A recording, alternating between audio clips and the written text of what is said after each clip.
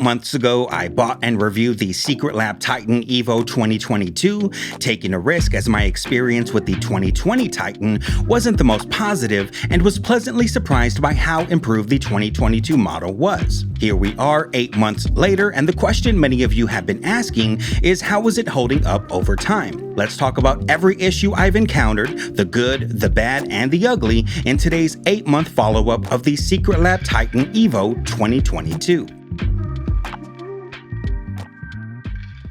First things first, and that is that this video is not sponsored by Secretlab. If you browse through my channel, you'll find a number of Secretlab Titan videos, each made using chairs I paid for out of my own pocket with my own money, so there's no bias or dishonesty here. That said, if you decide to buy this chair, it helps the channel so much when you use my link in the description, and as a bonus, if you buy now through April 19th, Secretlab is having an Easter sale where you can save up to $130 off your chair. A big thank you to everyone who uses my link. So, how was it held up? Let's start off with the most important part, at least for me, the seat. When I initially tried the 2020 version, I felt the metal bar under the seat immediately, which led to a lot of glute pain, so much that I eventually sold the chair and moved on. So one of my concerns with the 2022 model was how would the seat hold up over time, and would I begin to feel glute pain as the seat wore down? Well, as you can see, I'm still using this chair to this day, and if glute pain had become an issue, it would have been long gone. Looking up close, every fiber and stitch the naked eye can see appears to be just as intact as the day I unboxed it. I found it to be comfortable and have noticed no wear and tear, even after using it about an average of 6 hours a day during the 8 months I've had it.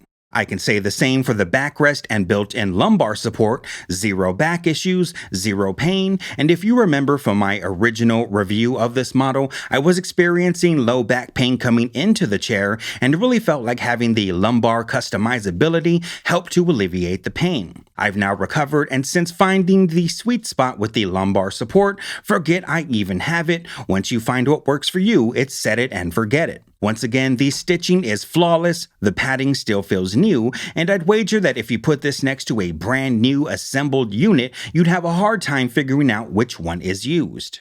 The PU foam magnetic armrests have also held up beautifully. I've never experienced any elbow or forearm pain or soreness, and they look as good as new. I've used them with a few different desks and have occasionally scuffed them while pushing the chair under a desk, but you'd never know it by looking at them. Finally, we have the PU foam magnetic pillow, which honestly doesn't get used a whole lot unless I lean back to stretch, so no surprise that it still looks brand new. The magnets have held up just fine, and it's really only fallen a few times when placed too low, but honestly, much like the lumbar support, once you find the perfect position, it's set and forget.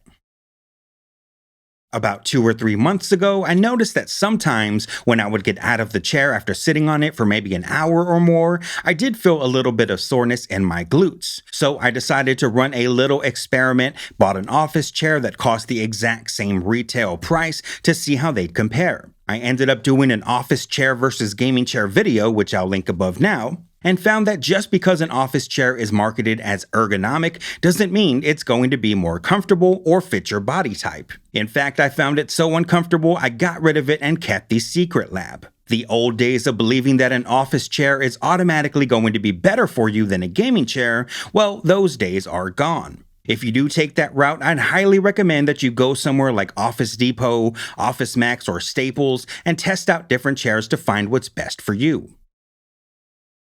The biggest complaint with the 2022 models, which I experienced as well, were the noise that the seat and backrest created. Once again, I did an entire video covering this topic, link above now, and not too long after launch received an email from Secretlab asking those who had noise issues to chime in. So I did and received the Secretlab barrier kit, which consisted of 2 plastic pieces you slide in between the seat and the base, therefore nullifying the noise created from the seat rubbing against the plastic, and there were also velvet-like inserts you place along the back of the chair, but this wasn't an issue for me. I went ahead and installed them anyway just for good measure. The other half of the complaint stated that noise was coming from the lumbar support itself.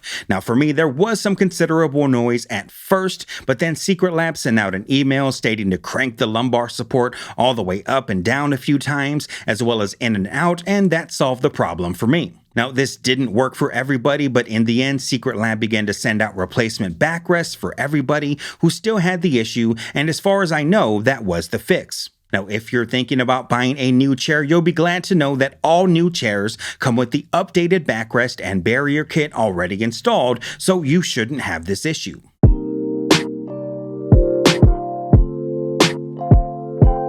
If you're still thinking about it and not quite sure which size chair you should buy, or if you should get the soft weave or leatherette, I did videos covering all these topics and will be sure I link every Secretlab related video in the description below so you can find everything you want to know. If you found this video helpful, I'd super appreciate you hitting that thumbs up, subscribe, and notification bell to support this channel and help me reach my goal of 25,000 subscribers. If you have any questions, leave them in the comments below. Until next time, thank you for watching, stay tuned, and have a great day.